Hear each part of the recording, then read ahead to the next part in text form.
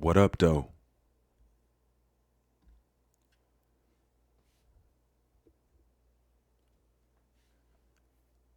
This is newspapers, York Republican and anti-Masonic expositor, York, Pennsylvania newspaper, the York Republican newspaper, Tuesday, April 20th, 1830. 1830. Where were your people in 1830? My people was in Alabama, heavy. Kentucky, heavy. Georgia, heavy. 1830.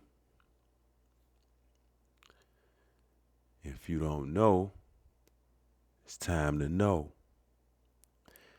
York Republican and anti-Masonic expositor newspaper, 1830. For the Republican, the Indian question fairly presented to the citizens of the United States, and find out what is meant by the United States in 1830. Because if I'm not mistaken, in 1830, the United States was not what you know as the 50 states or the United States today. I could be wrong. It's a quick look up. But you should be doing some of this stuff as well.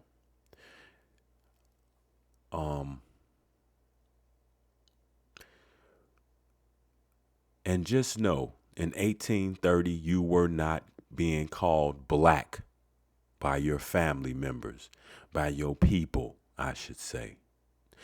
Your people didn't call themselves African Americans. Your people didn't call themselves Negro or mulatto or colored.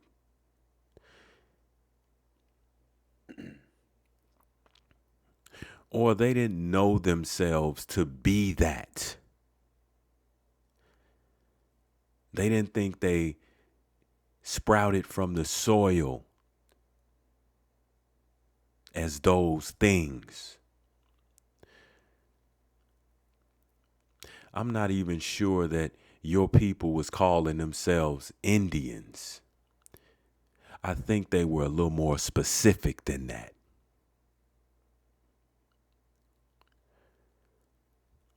You know, the place that's probably named after them,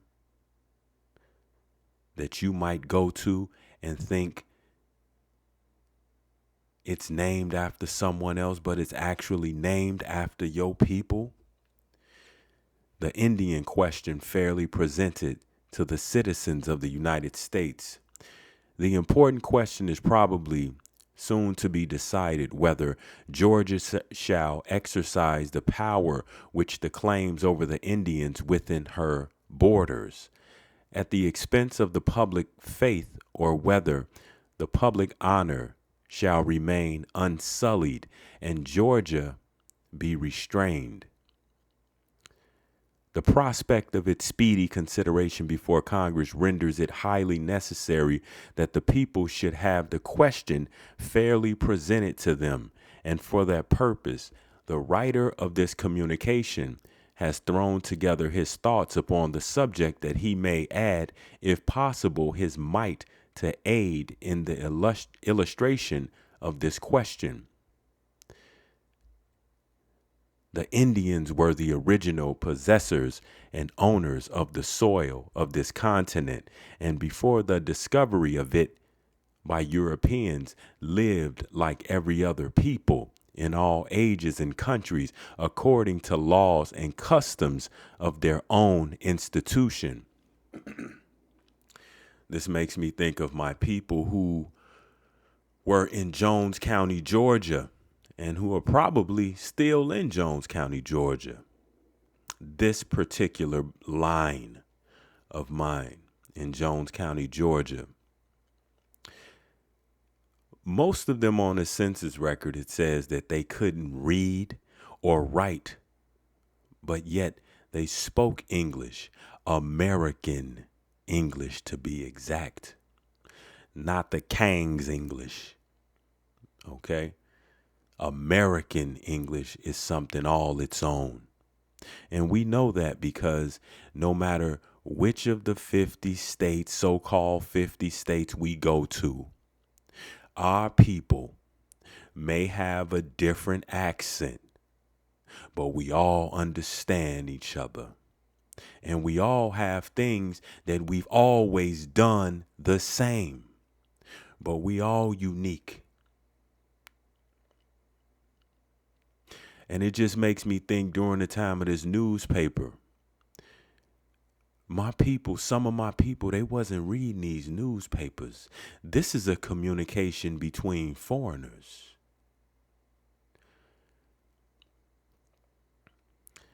At that time, they certainly had the exclusive right to the soil. See, they had the exclusive right to the soil. See, this is Anglo-Saxon speak. This is what you term as white people speak. Exclusive right to the soil. Who has rights to the soil, to earth, to the planet? Who has rights to that? No, you're born into that. And you live with that. It provides for you. You don't see no birds flying around outside or no squirrels rummaging through the forest floor, through the woods, talking about they own this soil. Now, there might be some animals out there that's going to do something to you if you get too close to where they at, to their portion that they living on, that's providing for them. But ain't none of them animals thinking they own the soil. That's the Anglo-Saxon speak. The inquiry then arises, how has this right been divested? The answer is by conquest and purchase. That part of the soil divested by purchase has always been obtained by treaties entered into with the Indians as independent nations. And mind you, entered into with the Indians that they came in contact with. Entered into with the Indians that entered the agreement with them. All the other people on this soil didn't necessarily consider themselves as nations. Some of those people chose to be. They were just being. Just like how in the springtime the flowers grow. And it happens every year. It keeps happening. Well, our people, they were just being with nature. They were just being every day. And what's wrong with that? We have always treated with them as having the complete jurisdiction over the soil they occupy. Jurisdiction over the soil they occupy.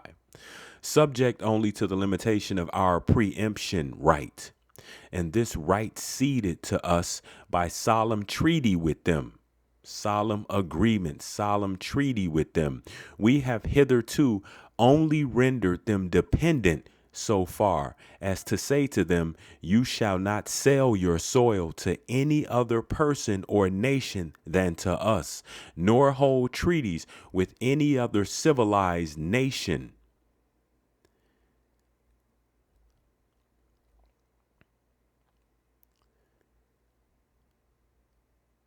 The Indians now, without their consent, and indeed in the face of their solemn resistance or remonstrance, are to have all the laws of Georgia extended over them and be degraded from the proud rank of free men to the debased condition of the free Negro. For Georgia, by her laws, has placed them with that degraded caste and subjected them to all the disabilities imposed on that unfortunate race.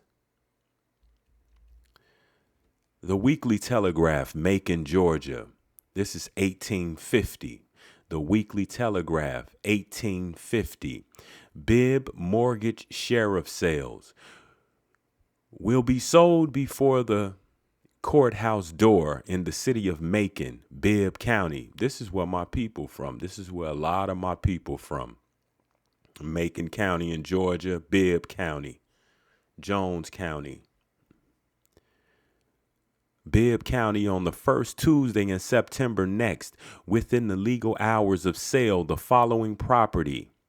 One Negro boy named John, dark complected, about 5.5 years old,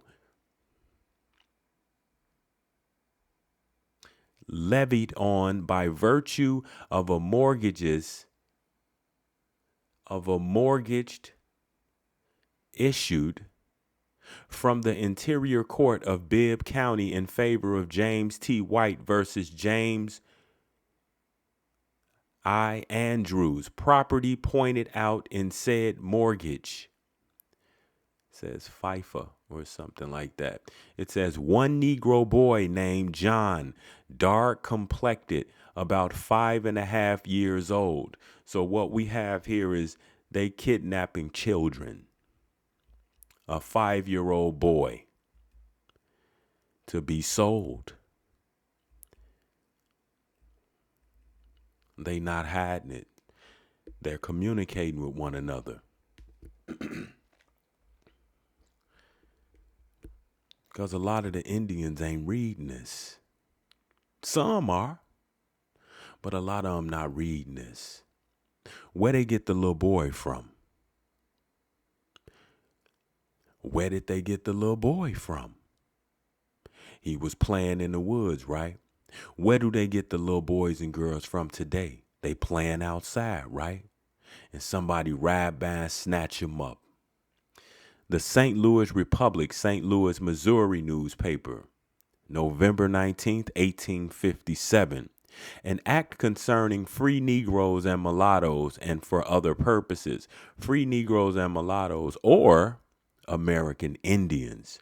Be it enacted by the General Assembly of the State of Missouri as follows. Section 1. Whenever 12 householders of any county in the state shall present to the county court thereof a petition verified by affidavit to the effect that any free Negro or mulatto therein is an injury to the same, and that his, her, or their longer residence in said county will be hazardous, in their opinion, to the interests of said county or any citizen therein, said court shall call said free Negro or mulatto forthwith to be brought before it. And if it shall appear upon examination that the facts in said petition are true, said court shall immediately order that such free Negro or mulatto leave this state within 3 months from the date thereof.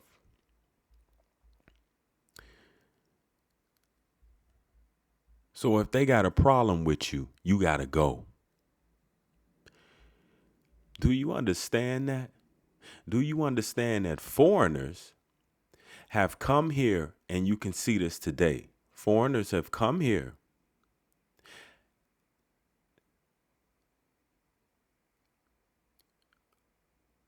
pushed their way into your house, overstayed they welcome. Now they can't stand to live next to you. Section 2. If any such free Negro or mulatto so ordered to leave the state shall fail or refuse to do so within the time prescribed in the first section of this act, the county court of the county or any county, the county, a business in which he may be found shall, upon proof of the fact, enter up a fine against him or her of $100. $100 in 1857 was quite a fine. And how they gonna pay that fine? If they not, say for instance, they not working. They just living on the soil. They living, they going from creek to creek. They fishing, they hunting, they setting up camps. They living with nature. The sun waking them up every morning. They looking up at the stores and at night. And shall further order the sheriff of said county to take such free Negro or mulatto into custody until the same and all costs are paid. So they holding them until they can bond out. And if they can't bond out, which how are they going to bond out? Just like the 5-year-old boy, they take you. Nobody know where you at. Everybody's family wasn't tight, wasn't together at this time in 1857. People was moving around a little more than they had before. So think about today. A lot of our families are separated. You may live on the east. This person may live on the south. These people may live in the same place you grew up in. But everybody's not together. Everybody's not one unit. So they take somebody, put them in the box. They got a bond. They can't pay that bond. And what? They locked up indefinitely.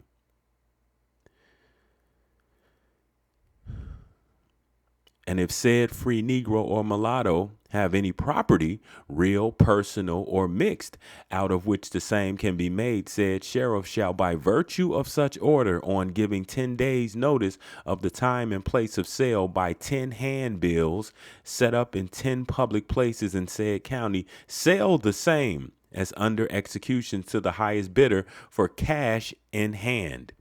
And if he or she have no property, then under the order aforesaid, said sheriff shall, on giving 5 days notice of the time and place of hiring, proceed to hire such Negro out to the highest bidder. See what's going on here? This thing you call slavery is stop and frisk.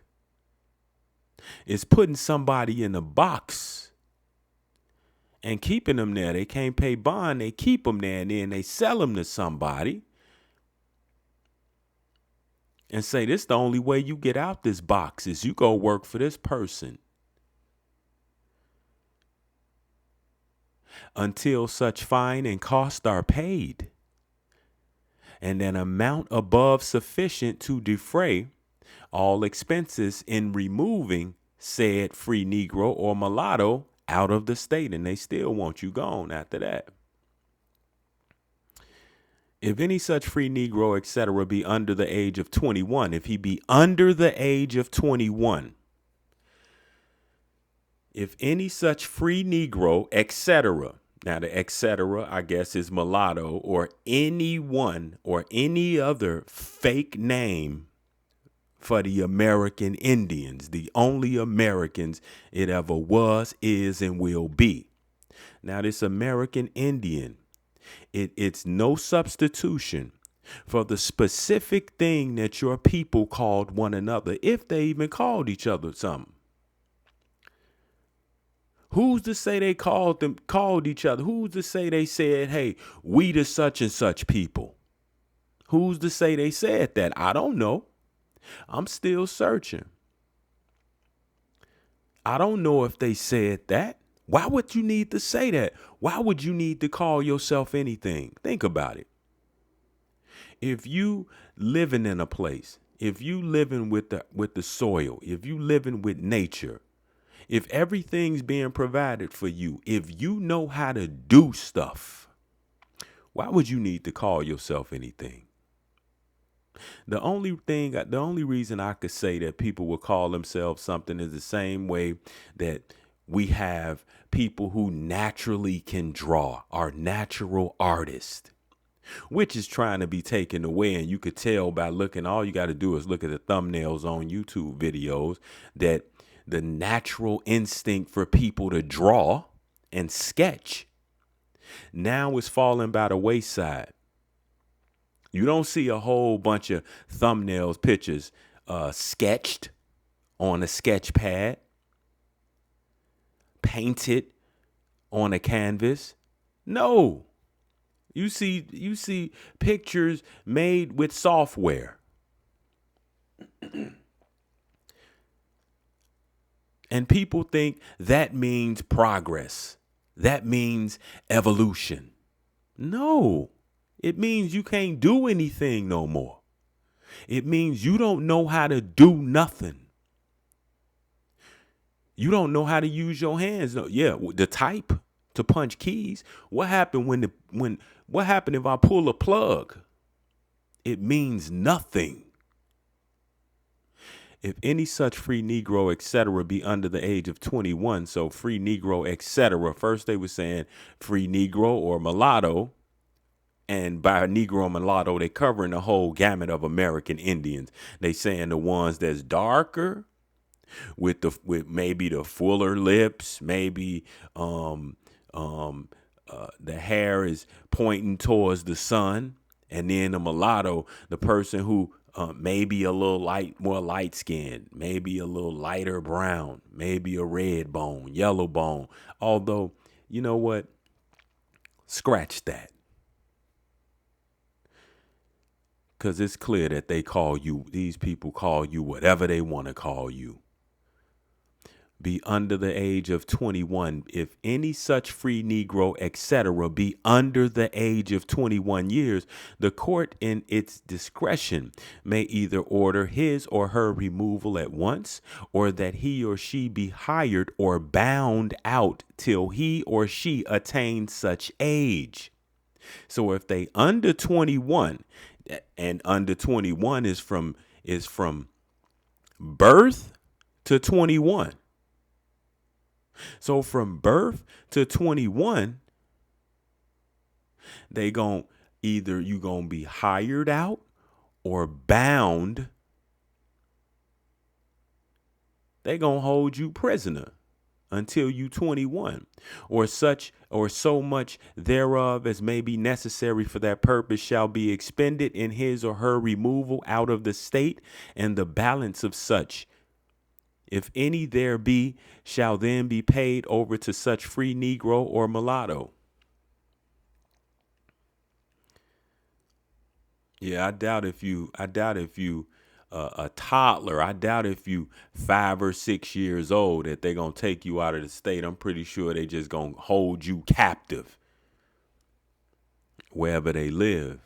If any such free Negro, Section 4, if any such free Negro or mulatto have any interest in any lands in this state, in possession, reversion, or remainder, he or she shall, on such order of removal, sell the land within the 3 months allowed him, either publicly or privately, in his own person or by an agent or an attorney, as he may choose. Remember, this is 1857. They're talking about attorneys and whatnot. 1857. This is after so-called slavery was abolished. This is 1857. So soon after slavery abolished, they're already talking with the so-called stolen African about attorneys and whatnot. As he may choose, and if he or she shall fail or refuse so to do within the time limited, and fail to make any arrangements whereby the same may be effected, the county court within which the lands lie shall, after the expiration of the said 3 months, order the sheriff thereof to sell the same to the highest bidder on such terms and at such time as said court shall think best for the interest of the owner thereof, and the sheriff shall proceed to sell the same accordingly. And after the payment of the purchase money, said sheriff shall make to the purchaser a deed thereof. Therefore, making a recital of the order under which the sale shall have been made. We are reading what was written by absolute demonic criminals.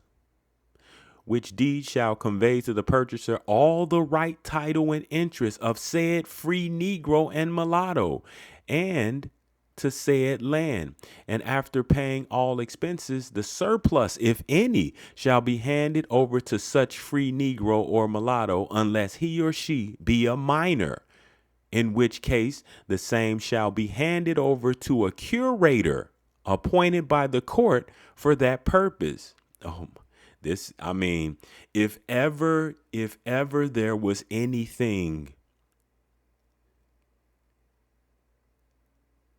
to go to war for, if ever there was anything that people should have been in an indefinite war because of, it's this. This is disgusting. This is disgusting. This is disgusting. And you think that these people are smart. These people right here who are writing this, they're not smart. They're demons. And they're about 3 other names, but I'm not going to use those names here because my purpose is for you to become aware of this newspaper article. And the best way to do that is to not say the other 3 names that these people are. And they're the same names that they are today, because these people still exist, just like you and me exist today. Our people existed then, now we exist. Those people, the sheriff, all that, the court, the county, all that, they exist today. Hand it over to a curator if they a minor. So they had minors. They was handling minors and whatnot as well. Who shall in all respects, as far as applicable, be governed by the law now in force, entitled Guardians and Curators, approved December 1st, 1855. Okay. Section 5. If from any cause any free Negro or mulatto cannot be removed out of this state, then he or she shall be sold under the directions of the county court to the highest bidder for cash in hand, and the proceeds of such sale, together with that of his property, if any, shall, after the payment of expenses, go to said form a part of the common school fund of said county, or if said free Negro prefer it, he may be hired out to some good master until an amount is raised sufficient to defray his expenses to Liberia. And he shall be notified by the court or its officer or some justice thereof of this privilege. Think about this. Listen to this. First of all, I got a couple of issues. It's some issues with a couple of things right here. So it says to the highest bid, if from any case, from any cause, any free Negro or mulatto cannot be removed out of this state, if for any reason the free Negro or mulatto cannot be removed, the American Indian cannot be removed out of this state, then he or she shall be sold under the directions of the county court to the highest bidder for cash in hand, and the proceeds of such sale, for the Negro who couldn't be removed forcibly, together with that of his property, if any, shall, after the payment of expenses, go to and form a part of the common school fund. So the common school will be funded by money that would be taken from the people of this soil. So what does that mean? In order for the common school fund to grow,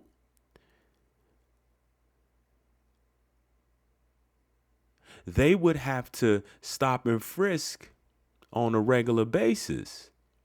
All ages. Common school fund of said county. Or, check it out. We're going to clear something up right here. Or if said free Negro prefer it, he may be hired out to some good master. Okay, let's clear up this word master. This is a perfect opportunity. Master means manager, supervisor, business owner. Okay, employer. If said free Negro prefer it, he may be hired out to some good master. You fill out an application. You filled out applications. You've went for an interview. You were hired by what you determined by your initiating, filling out an application for the particular company. You've said through that process that you see the person who hired you or the owner of this company as a good master. And what are you gonna be? A good employee, right? Until an amount is raised sufficient to defray his expenses to Liberia. It may not say defray. It may say defray. I can't quite read that. His expenses to Liberia. So they trying to send our people to Liberia. They trying to send them from here to Africa, right? It's 1857 right here. I think in what? Early 1800s, 1807, whatever, 1820s, 1830s, whatever. Slavery was abolished, right? The slave trade was abolished. And then what, 20 some years later, they want to send people to Africa that quick? I mean, some things just don't make sense, don't make natural sense. They may make common sense, but not natural sense. Section 6, no free Negro or mulatto shall hereafter acquire any lands or any interest in lands by purchase, gift, or otherwise in this state.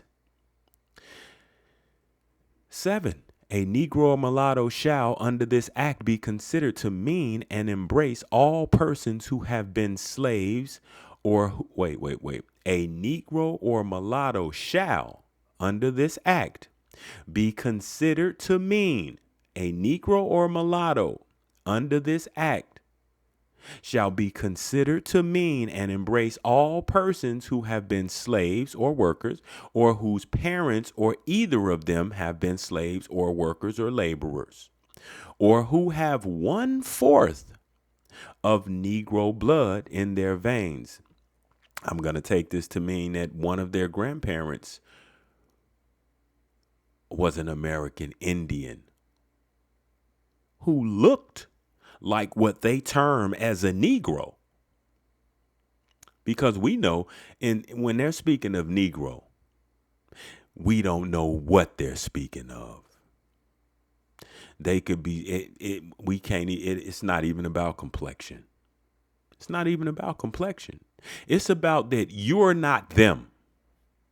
The people who are writing these sections, you're not them. You ain't them. Therefore, you a Negro. And a whole bunch of other things. Section 8, if the petitioners complaining shall at any time fail in establishing their complaint. See, they making these laws for the people who they have made, the foreigners who have come here, no matter where they were from, Germany, Italy, Uzbekistan, I don't know, Switzerland, whatever.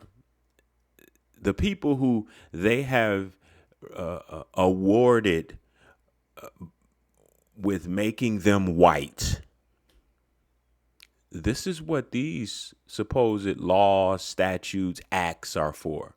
It's for them. It's to give them a leg up. I mean, think about it. Millions and you hear about people coming from other places. You hear about people coming from other parts of the Americas to what we term the United States today.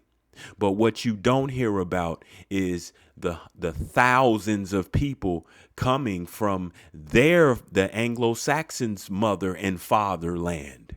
You don't hear about those people. Those people are welcome, right?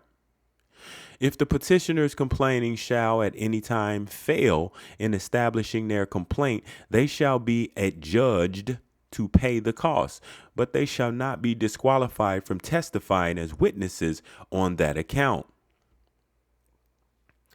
Section 9. In all sales made under this act, the sheriff's deed or bill of sale shall convey to the purchaser a good and sufficient title to the property sold. And people wonder why.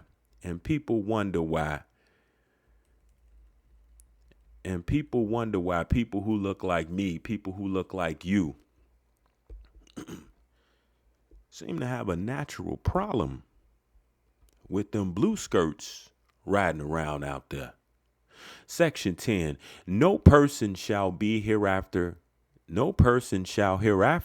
emancipate any slave in this state unless he or she shall at the same time and by the same instrument provide fully for the prompt and immediate removal of such slave out of the state. So ain't no emancipation until you leave. You want to be emancipated, you got to go. That's emancipation. Leave so we can occupy this soil. Leave so we can benefit from the harvest that you cultivated. So we can benefit from all the toys that you got in the place that your family live. Prompt and immediate removal of such slaves out of the state, and any clause of manumission. And if you're not working for them, you got to go. They want you gone.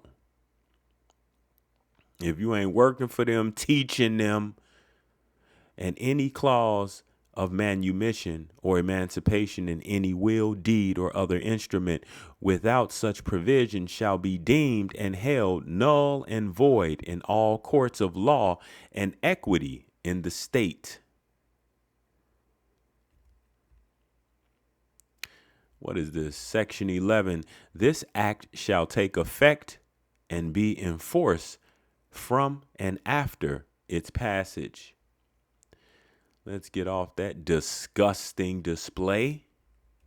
This is the St. Louis Republic, St. Louis, Missouri newspaper, Thursday, May 12th, 1859. May 12th, 1859. So we're kind of getting an overview of what was happening, in America. The communications between these Anglo-Saxon / Caucasian / the people who you term as white, the people who had to earn their whiteness, the people who would become Native Americans. We see how they communicate with one another. And we're getting an idea. Now, don't get me wrong. When they talking about our people here, they only talking about the people who they come in contact with. This is also propaganda. It's still propaganda. They haven't met every American on this soil, from the northernmost part of Canada to the southernmost part of Argentina and all the surrounding islands. They haven't met everyone. They haven't seen everyone. They're speaking about what they know about. This is 1859. What is considered the U.S.? What is considered the United Colonies? This is 1859. Wanted a Negro woman to do the cooking and washing in a small family 4 miles west of the courthouse. And they have the address right there at the post office. They say wanted. And see, look, I'm pretty sure when you see wanted, you think that, it's an escaped prisoner. Right? Today, when you see a wanted poster, America's Most Wanted, you know what I'm saying? You see a wanted poster.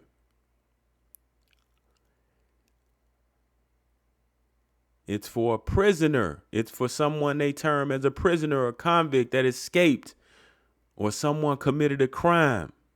Well, right here, it says wanted, a Negro woman, an American woman, an American Indian woman to do the cooking. Of course, they can't cook and washing in a small family. They lazy too. Or maybe the mistress of the house in the small family house was cooking and they had enough. They just had enough. We gotta get us a nigga in here to cook us some food, because we can't survive off this. And washing in a small family. Cooking and washing. They don't know how to wash their clothes. Or they don't know how to wash their body. Don't throw the baby out with the bathwater, right? So this is the Leavenworth Press newspaper, Leavenworth, Kansas, Saturday, February 25th. What is that? 1862. Looking at 1862 here. Correct me if I'm wrong. Look like 1862. Leavenworth Press, Leavenworth, Kansas. This what's going on in America. We learning about it by way of newspapers, something that I never thought I'd be reading and actually thinking that it was any truth to it. But the fact that they not politically correct at all, and in these newspapers, they will call you a nigger in these newspapers. So that makes me think that, hey, maybe they telling a little truth. But see, we can anything somebody write is gonna have a little truth in it, After all, they are communicating with people and they only know what they know. And we can read between the lines. From Washington, South Carolina, the Navy, a statesman, the shooting affair.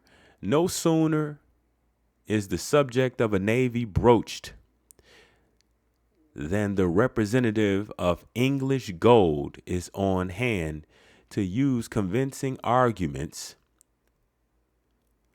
upon susceptible congressman in order to convince them that economy in this matter is the true doctrine for this country, and that England can continue to supply us with all the ships needed and take care of the profits of the business for us. Listen to that. In order to convince them that economy in this matter is the true doctrine for this country. These people, look, they're demons. You're a demon. They're demons, man. I mean, I like I said, I got a few other words, but I'm not going to use them right here. The owner of a British line of steamships has been in attendance on Congress for several weeks past and is watching closely its action in the matter of providing us with a respectable Navy and a merchant marine. This Congress is a liberal one. So this is the Congress that is displaying the demonic characteristics. It's a liberal one. The people, the humans, are liberal humans, and has passed many acts awarding the stupidity of its predecessors. And it is to be hoped that public opinion will make itself heard and demand before the close of this session that some project for a navy worthy of the grandest country on earth shall meet proper recognition and become one of the assured facts of the future. They don't have any problem with saying the grandest country on earth. It was the grandest country on earth before we ever knew of them, before they ever came here. We knew of them, I'm sure, before they ever came here in the numbers that they're here today. But if you look at the 1828 Webster's American Dictionary of the English Language, it's not only says that an American is referring to the copper-colored people, it also says that it suggests patriotism for the Europeans that now call themselves Americans, the ones who committed identity theft. They have to be patriotic. And in that, you can tell that they are. They the most patriotic, man. They the most patriotic. And you could tell by them saying, a navy worthy of the grandest country on earth shall meet proper recognition and become one of the assured facts of the future. They claim your shit. Then when our wishes are made known, they will be respected, and we will have no more insults to swallow and hear no more of menaces from the little island whose greatest glory is our accidental victory in a fair fight, and a series of robberies perpetuated upon defenseless nations and half wild Negro and Indian tribes, overpowered by numbers and the superiority of modern arms. Salt Lake City Telegram newspaper, Salt Lake City, Utah, Saturday, February 8th, 1902. 1902. This is what's happening around this time. I know we just went from where were we? What's the date on this article? 1882? That's 1882. 1862 or 1882. This is where we at. 1902. Now, think about this. This was happening.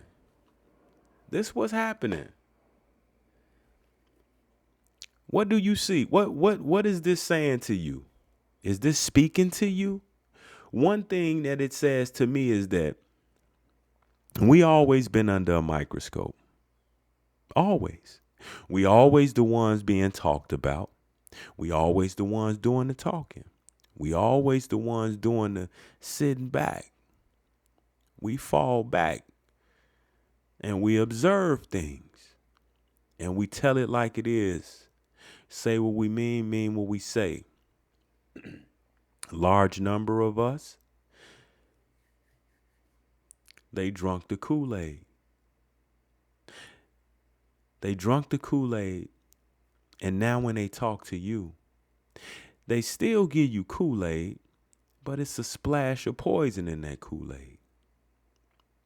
Salt Lake City Telegram, Salt Lake Telegram newspaper, Salt Lake City, Utah, 1902. 1902. What you think was happening in 1902? Negroes' hospitality is what was happening in 1902. Negroes' hospitality. Enjoy. Now, why would a Negro be hospitable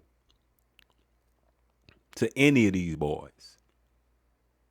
Especially after 1902. Especially after somebody in 1902 parent was possibly born, let's just say, let's just give it 1870 or 1880. And then let's just say that they grandparents, maybe 1860. They great-grandparents, let's just say 1840. They great-great-grandparents, let's just say people who have just come out of what people have termed chattel slavery, and you want to be hospitable? What reason would there be? maybe you need to rethink and look deeper into the story that was forced down your throat. Negro's hospitality, enjoyed by President Roosevelt, who ate bacon and corn dodgers like a hungry schoolboy. I got names for these people, but I ain't gonna use the names that I got for them. I don't write better about. You know what I'm saying? I ain't gonna use them names, you know. Negro hospitality, man. An amusing story of President Roosevelt has reached Washington from Quantico, the place that I think your current president was meeting with his military brass recently, which sounds more like a narrative of the doings of Harun al-Rashid, whoever that is, than it does like some story of the doings of latter-day rulers. About 1 month ago, President Roosevelt, Dr. Rixey, and party left Washington on board the Dolphin for a duck hunt along the Potomac, Chesapeake Bay, and Quantico Creek. Of course they was going on a duck hunt. They make popping a duck, which should be only reason you should be doing anything like that is if you finna put that duck on the grill, marinate that duck, put it on the grill, season that duck. That's the only reason you need to be doing that, but they do it for sport. On their return to this city, the party stopped for a while at Quantico for a hunt on land. Late one afternoon, while the president and Dr. Rixey were returning tired and hungry, the Dolphin, the site of a diminutive log cabin situated on the border of the woods with a thin column of blue smoke rising from the chimney, suggested to the mind of the president that he would like to eat an old-time Southern snack, and that in all probability, just such a meal could be secured from the inmate or inmates of the cabin aforesaid. See what they mean? Inmates or inmates of the cabin. Dr. Rixey, he said, turning to the physician, if there is anything to eat in that cabin, I'm going to have it. I mean, it ain't his cabin. He called the people who live in the cabin inmates before he even met them. And he said, whatever's in there, he gonna take it. The mentality of these people, man.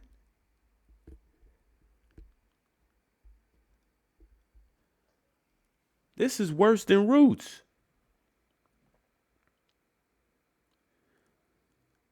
It's 1902. It say President Roosevelt, he say whatever's in there, he gonna have it. Man, he need to go in there and the people who live there need to say, no, you ain't gonna have it. Only thing you gonna have is a problem. That's the only thing you gonna have. Man, the mentality of these people is sickening, man. Let's try our luck over there. So the two directed their steps toward the cabin, the president's mind dwelling on recollections of fare he had eaten during hunting excursions in the West.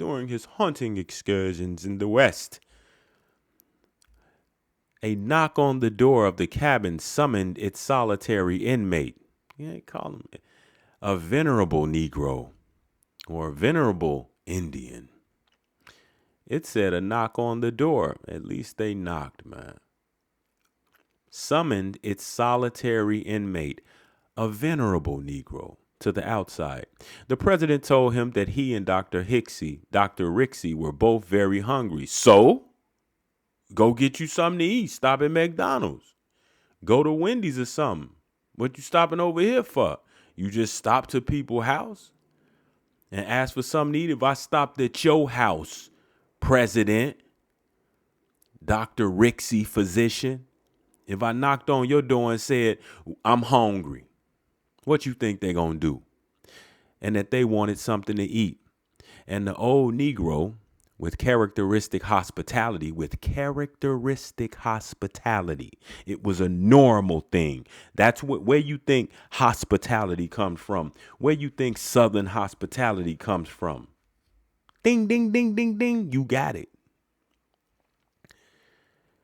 With characteristic hospitality, set before them a pan full of corn dodgers, some bacon and ham, and a half dozen or more exceedingly greasy fried eggs. Come on, man. People talk about black people, African American, black people ain't got no culture. We know they properly mean American Indians ain't got no culture. But guess what? Y'all living in our culture. Y'all, President Roosevelt, he couldn't wait to eat them corn dogs, them corn dodgers, some bacon and ham, and a half dozen of fried eggs. Come on, man. For all of which he offered many apologies, saying that he was powerful poor. He powerful poor, and yet he offering them something to eat. And that the food he offered was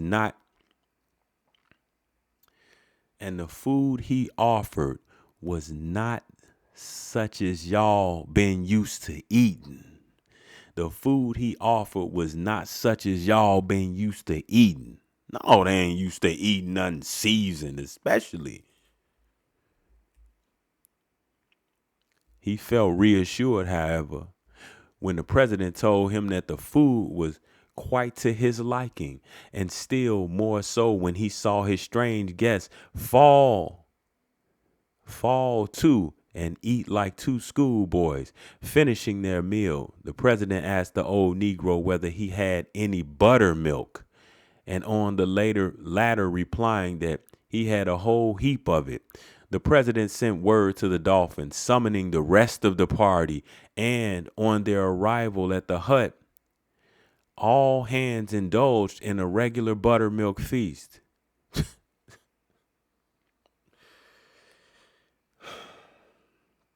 Such as the story of the Anglo-Saxon coming to our shores, coming to the brother house, small, humble abode. He said he was powerful po.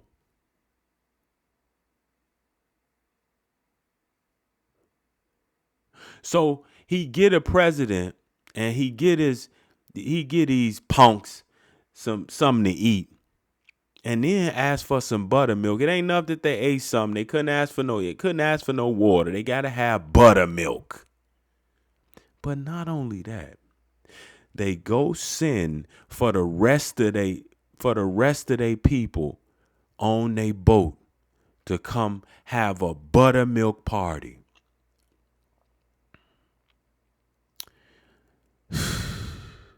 On their arrival at the hut, all hands indulged in a regular buttermilk feast.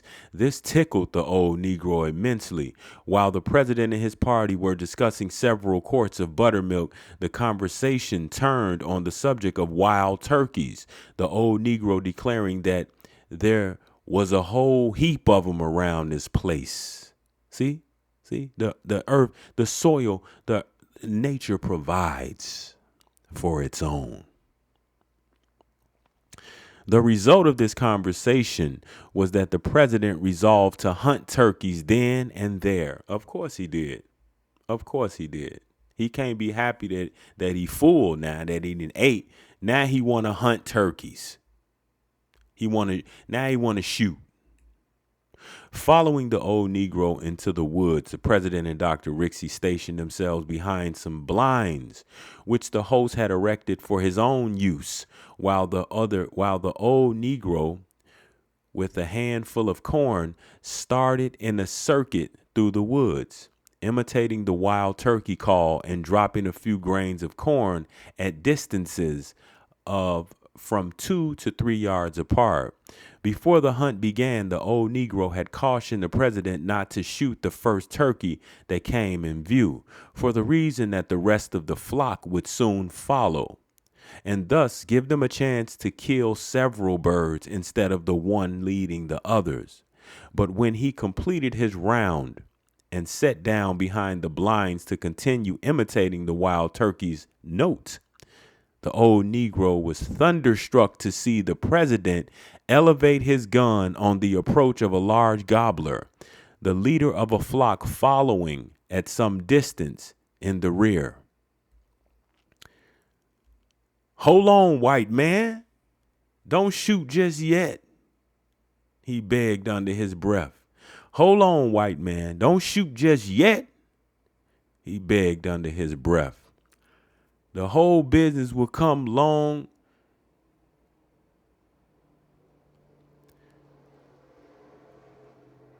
The whole business will come long directly, and if you shoots now, you will scare 'em off.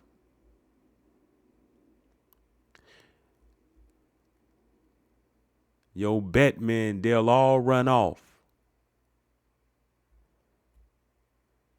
But the president did not propose to take any chances. "No," he said, "I'm going to have that bird right now. He gonna eat him raw. The president gonna eat the turkey raw. I intend to make sure of one. Let the rest come or not." And he blazed away at such close range that Mr. Wild Turkey was simply blown all to smithereens. Now see what you done. I kept a telling you to mine out. Now you done ruined your turkey hunting. Sure enough. Ain't no use to stay here no more, he declared. The rest of them birds has done runned off. President Roosevelt was so impressed with the old Negro's foresight in the matter of wild turkeys. I mean, he was impressed with the brother foresight. Was he disappointed in his utter stupidity?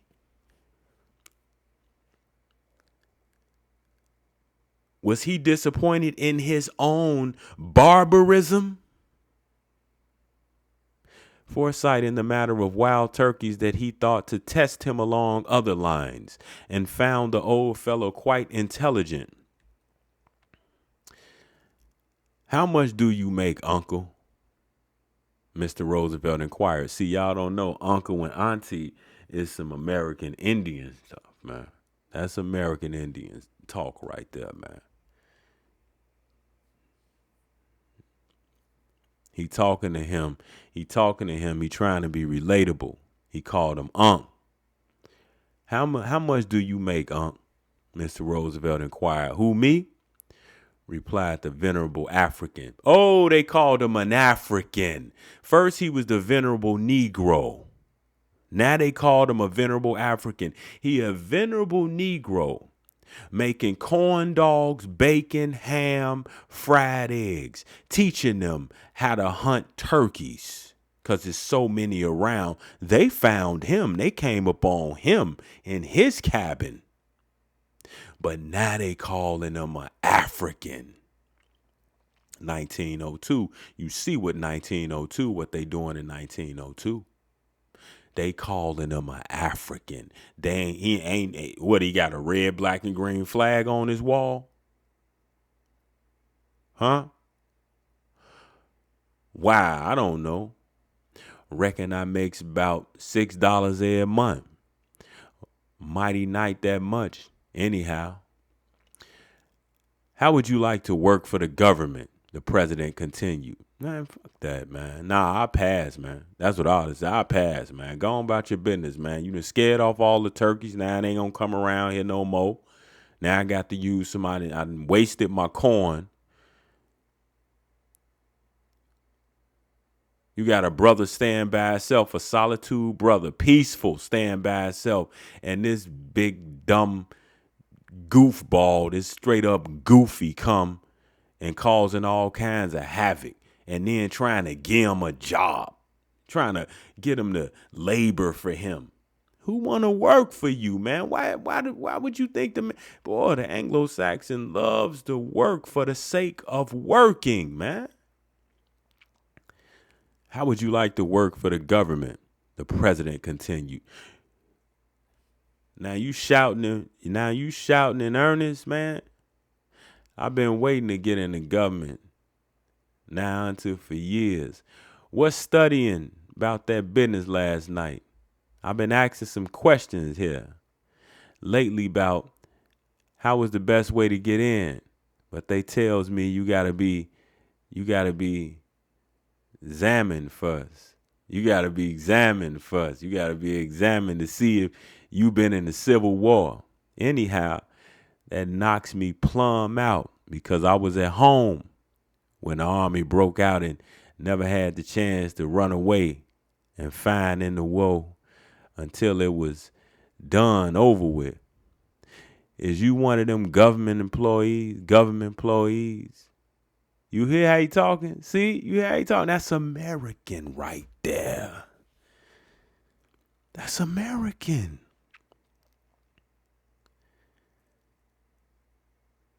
That's American.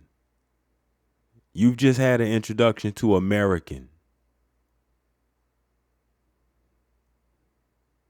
The president managed to keep a straight face and to tell the old man that he was one government employee who had more bosses than all the rest.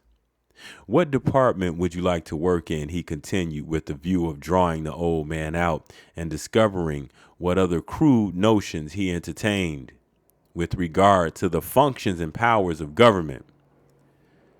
Apartments? Who, me? What you mean by apartments? Don't know what it is. Fact is, boss, don't care nothing about working in apartments. I was just a plain old nigga and can't keep up no style. They is howsomever one put about the government where I've been wanting to get a job for a mighty long spell. Jaws as I've been telling y'all, and that is in the place they call the government printing office. I know the man once who used to work in that place. Used to sweep out and do about generally. It was a mighty easy job, and to pay that man was a sight.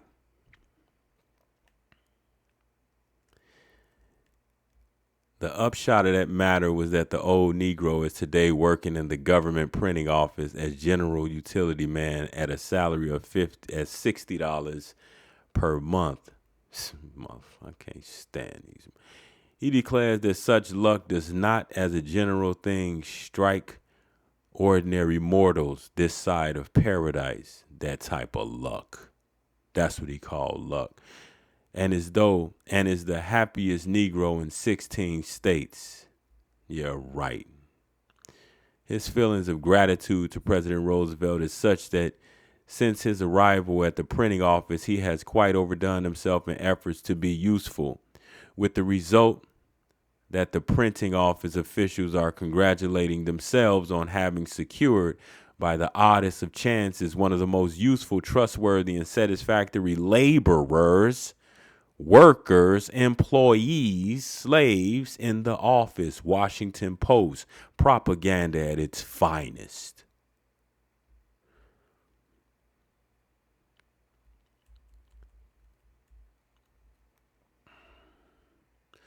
I wonder why that brother was cursed with President Roosevelt's presence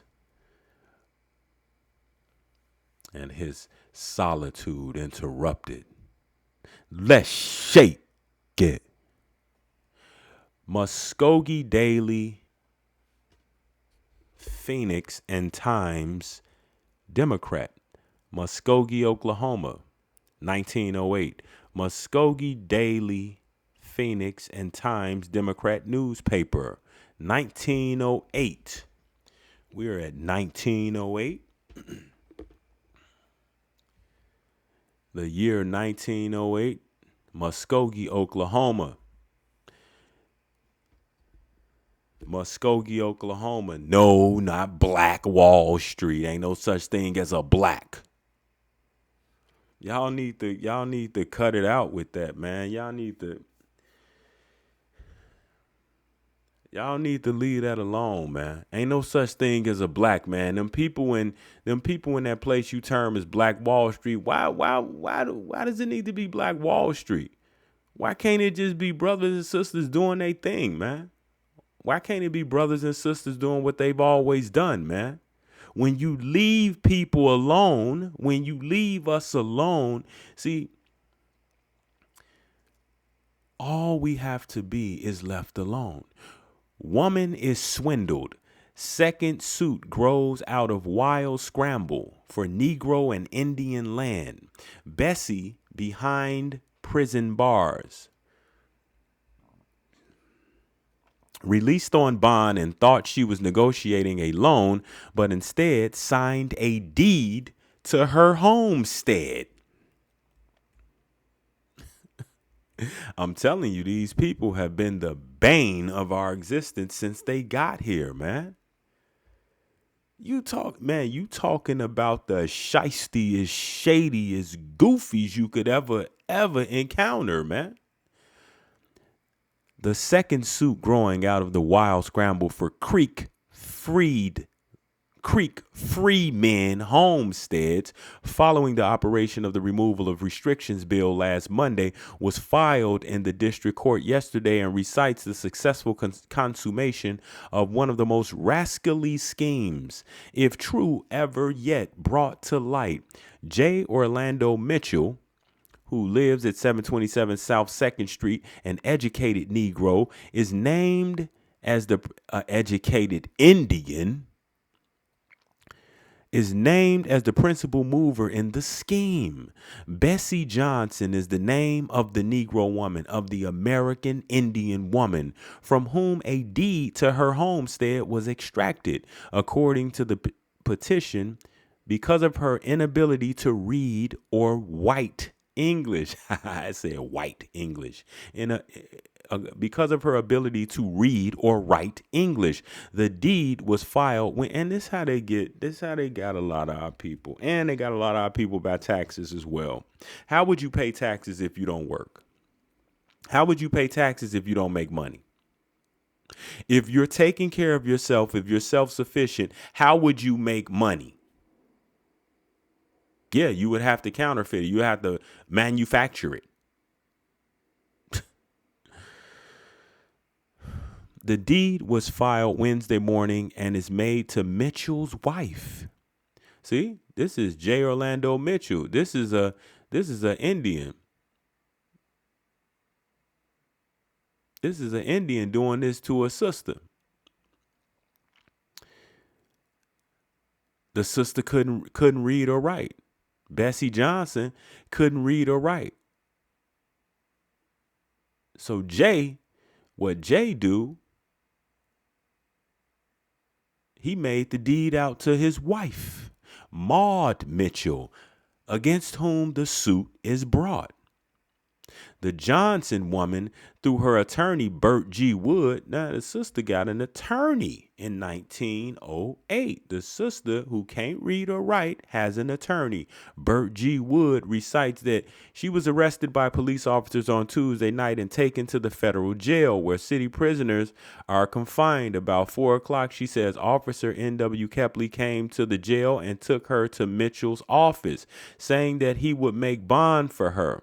When they arrived at his office, he made a proposition to buy her land from her, but she declared that she would under no circumstances sell it. He then offered to loan her money on a mortgage, which she consented to.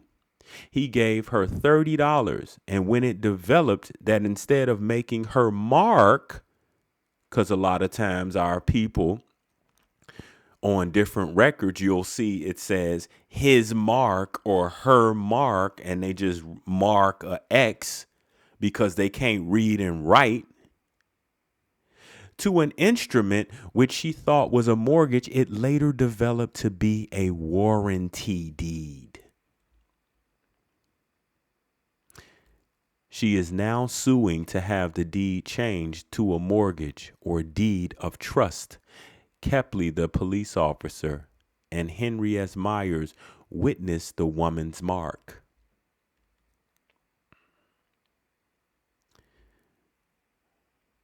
Okay, this is the Maryville Daily Forum, Maryville, Missouri, 1927, December 21st, 1927. Trinidad,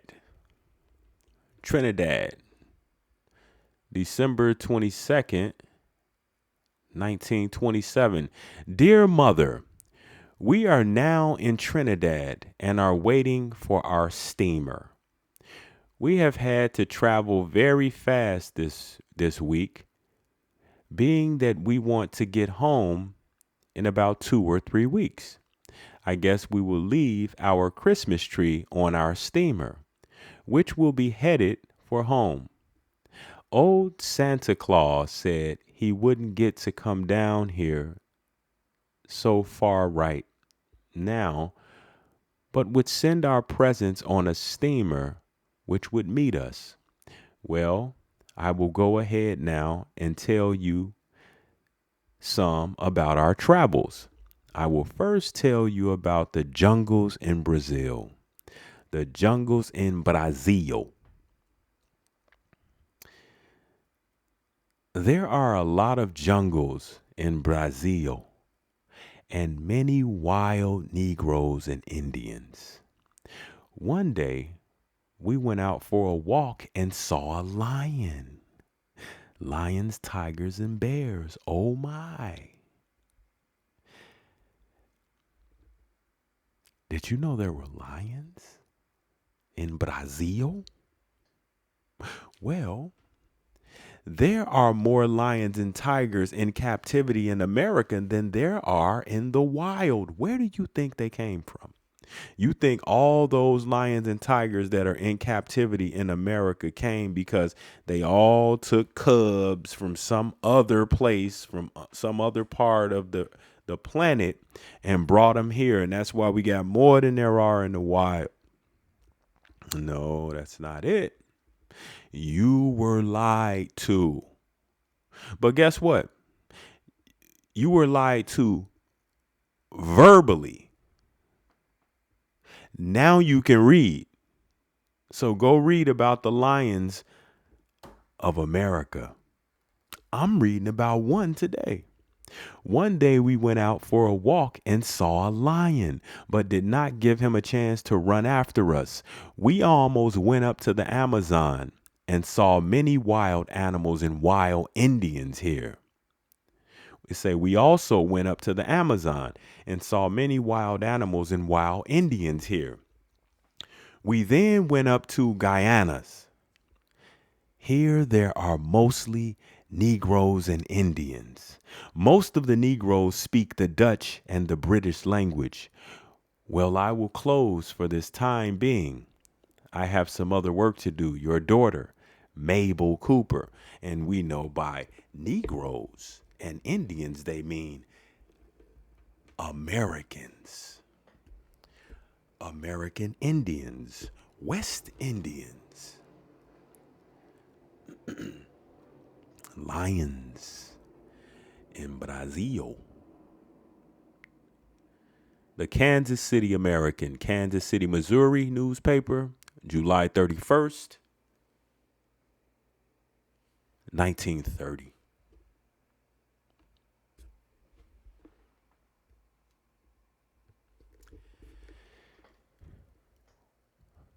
Check it. Word Negro overworked. A local daily carried an account last Monday morning of a liquor raid in which 21 arrests of men and women. This is 1930. Remember, 1930. A local daily carried an account last Monday morning of a liquor raid in which 21 arrests of men and women were made. The raid was made on Saturday night. In the 21 arrests made, 2 were Negroes, and the report ran thus: William Johnson, a Negro; Andrew Johnson, a Negro, following the name Jim Morin and Tony Pantella, and Jesus Milameva. There was no racial designations. Yet their nationalities are just as plainly indicated as the nationality of Bill Johnson. However, taking the names for it of these 21 arrests, 5 were of Irish descent, 2 were Italians, and 1 a Mexican. To pick out the Irish, we had to rely upon such good old standbys as Moran, Healy, and Mack. Tony Percola and George Lucello gave a strong index of their nationality, while Jesus Villanova, where is that? Jesus Millameva could not be mistaken for anything other than Mexican. The question arises, why is the word Negro thus overworked? However, in this constant consciousness of the Negro in the mind of the average white reporter, he is drawing a sharper line than is perhaps intended. This custom of frequent use of the racial designation by the white reporter was done in order to associate the Negro with criminal acts. This is 1930. You would think this was 20 years ago. Actually, you would think this was yesterday. It really was 1930s, not that far back. But I mean yesterday as in 24 hours ago.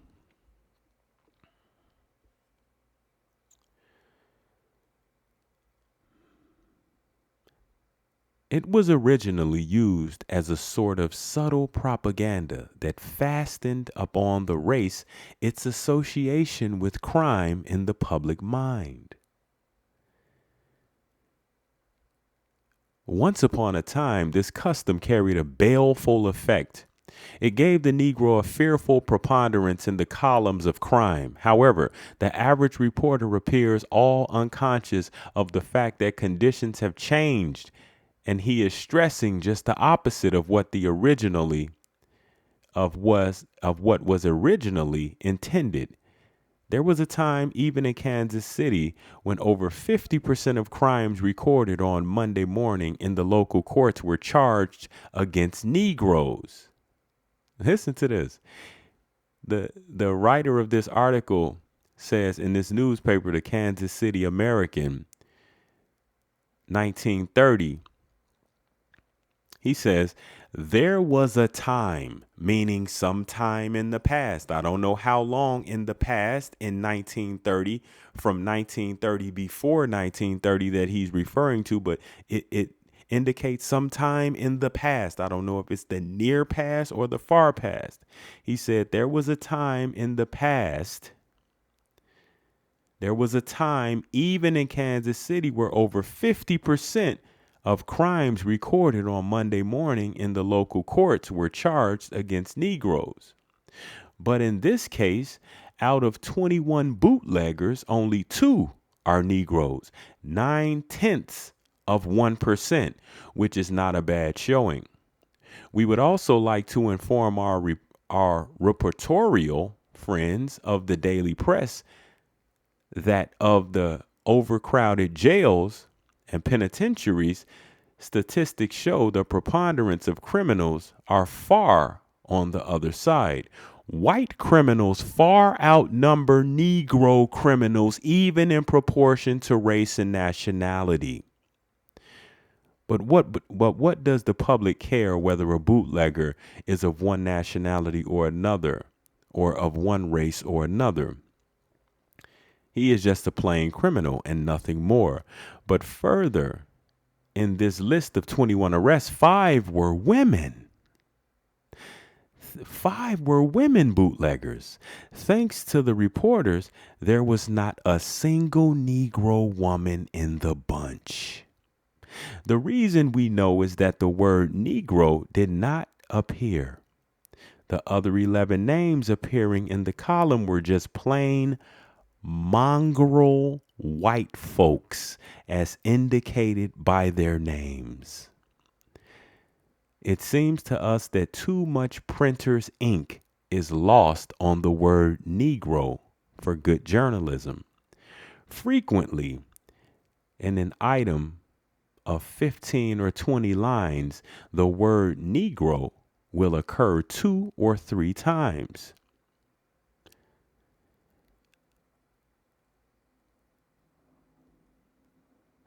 Anxious are the reporters to impress upon the public that one Negro did something bad. As Anthony said of Caesar, the good is oft inferred with their bones. The good is oft interred with their bones. But to offset this, there are more than 200 Negro journalists that weekly thunder out and loudspeaker the accomplishments and the achievements of the Negro race. And these are being read in every community by white and black. It seems a bit slothful in our brother metropolitan reporters that they have not awakened to this fact and discontinued the old obsolete practice of overloading their columns with the word Negro. It is beginning to have the opposite effect, and people begin to stop and make inquiry now when they see it in public print. So in 1930, people are starting to stop. So using the word Negro in 1930, it is beginning to have the opposite effect, and people begin to stop and make inquiry now when they see it in the public print in 1930. So what would be more suitable in 1930 to the public who are stopping and making inquiry when they see the word Negro? This is curious.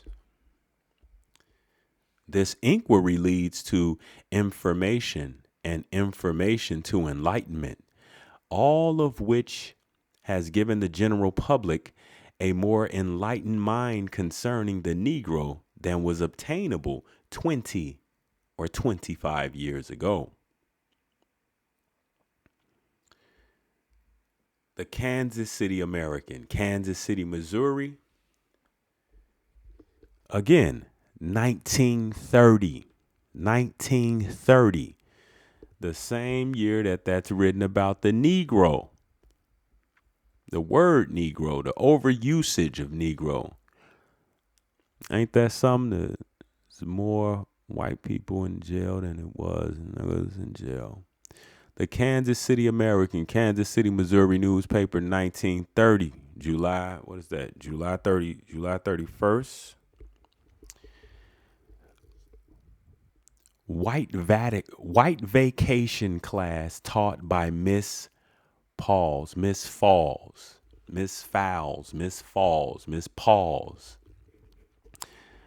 I'm just going to pronounce it as Pauls. White vacation class taught by Miss Pauls. Brooklyn, New York. Brooklyn, New York.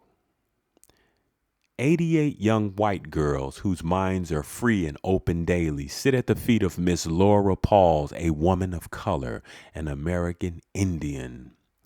She is spending 6 weeks at Bayshore, Long Island, teaching vacation Bible school at the First Congressional Parish House located at First Ave and East Union Street. The enrollment consists of 88 pupils, and of whom are white. All of whom are white. 88 pupils taught by an American Indian woman who they say is a woman of color in 1930. So this is after this is 6 years after the Racial Integrity Act, which labeled American Indians as colored people. Colored. Okay. Again, this is 1930 as well. This is 1968 civil rights movement, marching, wanting equal rights, wanting desegregation, want to be around Anglo-Saxons, just to be around them, just to say you around them and all that. See, it was made to seem like it was a problem, like American Indians, Americans wasn't around foreigners when they wanted to be around foreigners. See, you don't need laws put in place to make people chop it up with each other. They'll do that when they get ready to. And this shows that, okay? Seriously, think about this. Civil rights, the whole lunch counter thing. You want to go get you a piece of unseasoned pie, no flavor in the pie. You want to go get you some nasty chicken, you want to go get you some stovetop stuffing, and they don't want to serve you in a restaurant. So that's a problem. It's worth marching for, right? You want to go to their school. But check this out. In 1930, 88 young white girls whose minds are free and open daily sit at the feet of Miss Laura Pauls, a woman of color, an American Indian woman. She is spending 6 weeks at Bay Shore, Long Island, teaching vacation Bible school at the First Congressional Parish House, located at 5 at First Ave and East Union Street. The enrollment consists of 88 pupils, all of whom are white.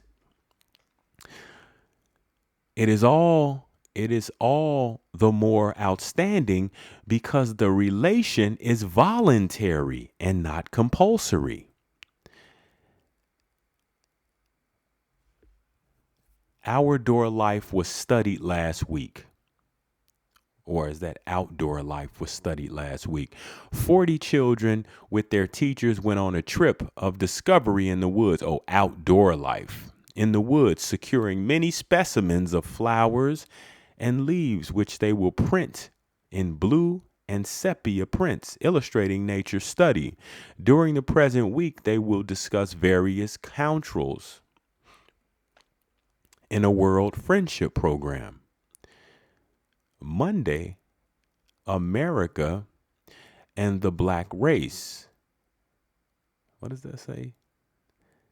Monday, America and the Black Race. Wednesday, India and the Brown Race. America, Monday, during the present week, they will discuss various countries in a World Friendship Program. Monday, America and the Black Race, whoever black is. Wednesday, India and the Brown Race, or properly Hindustan and the Brown Race. Thursday, China and the Yellow Race. No such thing as Yellow Race. They call us Yellow Bones, Red Bones. Friday, Egypt and Palestine. What color would you give them? The latter leads us to the study of the life of Christ. Very interesting.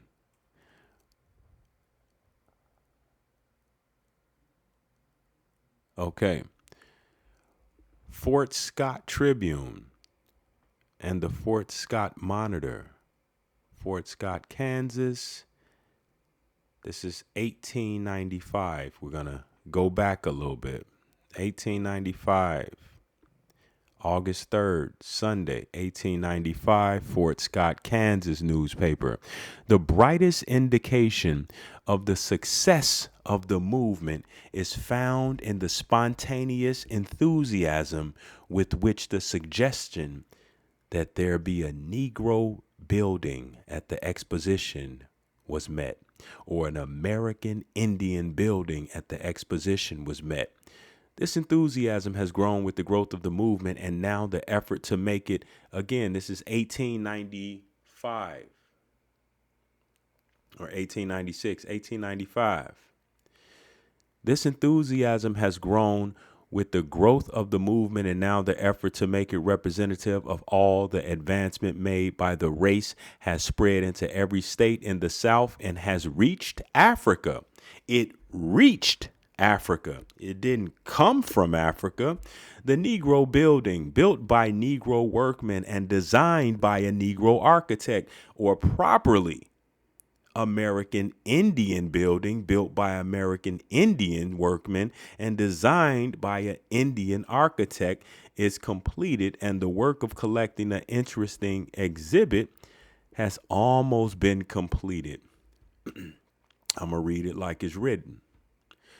I, Garland Penn, a young Negro under 27 years of age, or a young American under 27 years of age, is chief of the building. Chief. Interesting choice of words.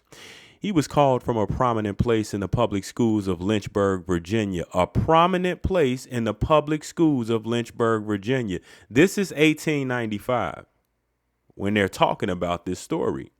It says he was called from a prominent place in the public schools of Lynchburg, Virginia. Called meaning he was already there. He's 27 years of age. He was already there. So this happened before 1895. So the things that you thought was going on in 1895 and in the 1800s, they wasn't. It was different. He was called from a prominent place in the public schools in Lynchburg, Virginia, before 1895. I had no idea. To take up the work, he represents the best that is in the race.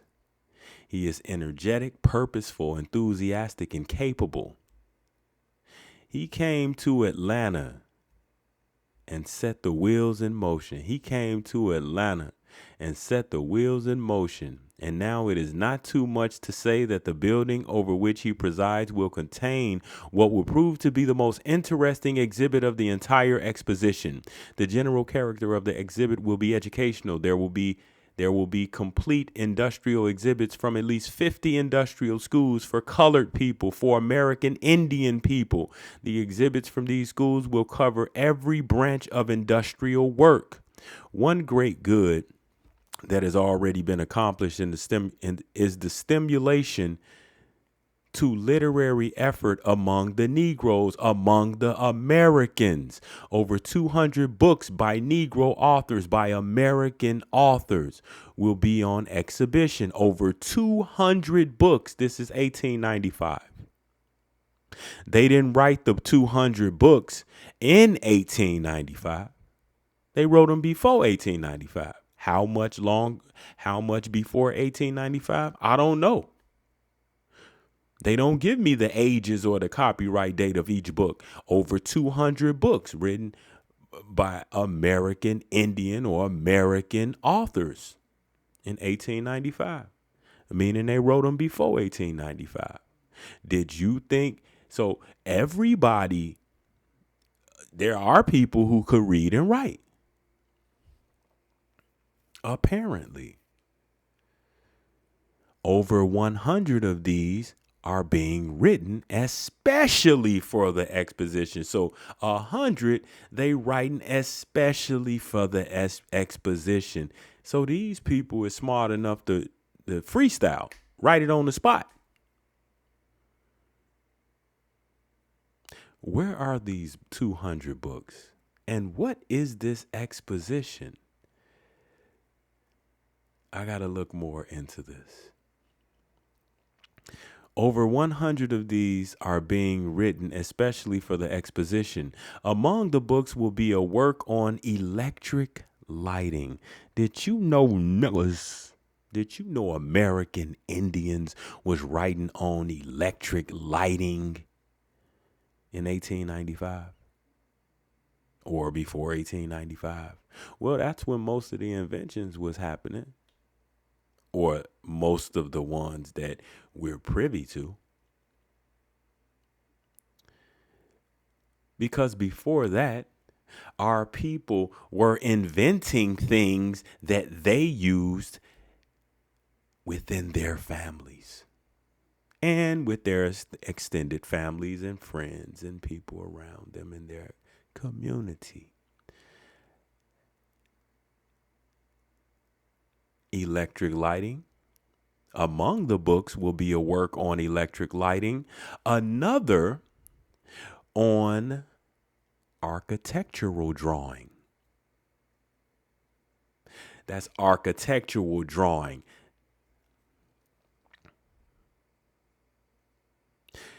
And a Greek textbook. A Greek textbook. This serves to show a tendency among the race. The art display will perhaps be most surprising. There will be many creditable paintings and pieces of sculpture. Where sculpture work from Negro artists, from American Indian artists, where is all this? Where is all these paintings and pieces of sculpture? Where this stuff at, man? This is 1895, man. Where's this stuff, man? Who got this stuff? The Smithsonian, I bet. I bet the Smithsonian got this stuff, man. Man, we need to go holler at the Smithsonian, man. They got all this stuff, man. Or are these works in people's family collections and in these big mansions I see when I'm driving around?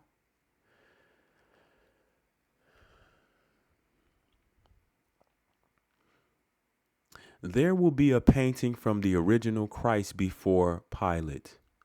The work of a young Negro, the work of a young American, Miss Edmondia Lewis, a young artist who has gone to Italy to study, has executed a splendid bust of Charles Sumner for the exhibit. A young artist, a young American Indian who you falsely call Black Americans and African Americans, or not you, but them, and a lot of people who look like us, Miss Edmondia Lewis, a young sister who has gone to Italy to study in 1895. Before 1895, because she executed a splendid bust of Charles Sumner for the exhibit. And Atlanta artist Professor W.O. Jocks will have a creditable collection of paintings. The inventive genius of the Negro, the inventive genius of the American, the inventive genius of the American Indian will be well illustrated. Congressman Murray, the only colored man, the only American Indian man in the last Congress, will exhibit 25 models of agricultural implements. A number of electrical inventions by Negroes, by Americans, will also be shown. An engine built by the students of the Hampton School will be displayed, and a complete engine built by a young Negro, a young American Indian of Marietta, Georgia, will be shown. A complete engine built by a young engine of Marietta, Georgia, will be shown. The Negroes' love, the Americans' love for music will be prominent in the exhibit. Scores of marches, quick step songs, and plantation airs have already been composed and printed by the Americans, or as they say, Negroes, and will be in evidence in the Negro building, in the American building. Just to be clear, there will be a series of highly important Negro Congresses. There will be a series of highly important American Congresses held in the building during the exposition. The best thought in the race will be represented. From November 12th to 15th, the colored religions, the American Indian religious Congress will be held. All the churches in which the colored race, all the churches in which the American Indians is represented have been invited to attend. On November 16th, the Farmers and Businessmen's Congress will occur. November 17th, the Congress of Professional Colored Men will be held. November 19th and 20th, the Congress of Colored Temperance Advocates will convene. During the Christmas holidays, a series of educational congresses will be held. Robert Adamson in Chicago Times Herald. Okay, this is the Fremont Tribune, Fremont, Nebraska. Friday, August 17th, 1962.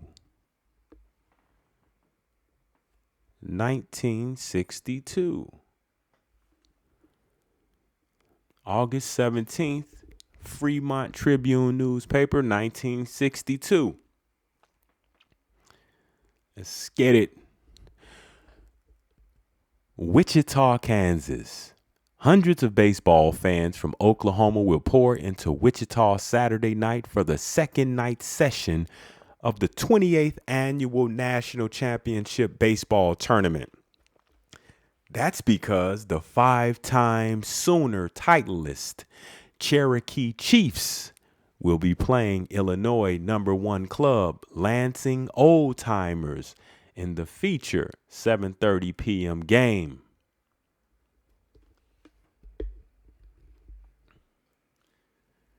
Sunday schedule, day schedule, 11 a.m. Loser Osceola from Arkansas. Loser Osceola from Arkansas, Osceola Indians, Albuquerque, New Mexico, Legion versus loser Wichita, Kansas, Rapid Transit Dreamliners, Sedalia, Montana, Whiz Kids, second round. 1:45 p.m. Loser of Denver, Colorado Lighthouse and North Platte, Nebraska, Plainsmen versus the loser of Des Moines, Iowa, Iowans, and College Park, Georgia, all Negro Indians in the second round. All Negro Indians in College Park, Georgia. Two other games are on the Saturday night program, with Arkansas meeting New Mexico at 5 p.m. and Iowa battling with the Dixie All-Negro champions from College Park, Georgia.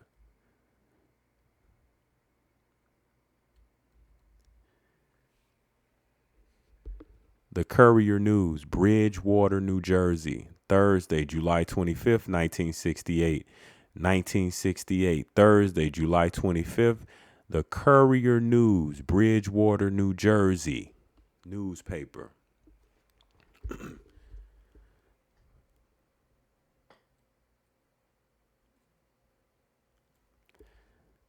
There had always been Negro explorers. James P. Beckwith was a famous contemporary of Kit Carson and Jim Bridger. Now the West was to be tamed and settled, and Negroes took a prominent part. Philip Durham and Everett L. Jones, authors of The Negro Cowboys, estimate that 5,000 Negroes rode the cattle trails along with whites. 2 Negro infantry and 2 cavalry regiments saw service in the West for 3 decades after the Civil War. The latter were to save the day for Teddy Roosevelt at Los Guasimas, Cuba in 1898. But after the West was fenced in, Wright, Durham, and Jones, the Negro was fenced out. By 1900, when history became myth and the legend, the Negro cowboy and trooper, like the wild prairies and wild Indians he had helped subdue, had vanished utterly.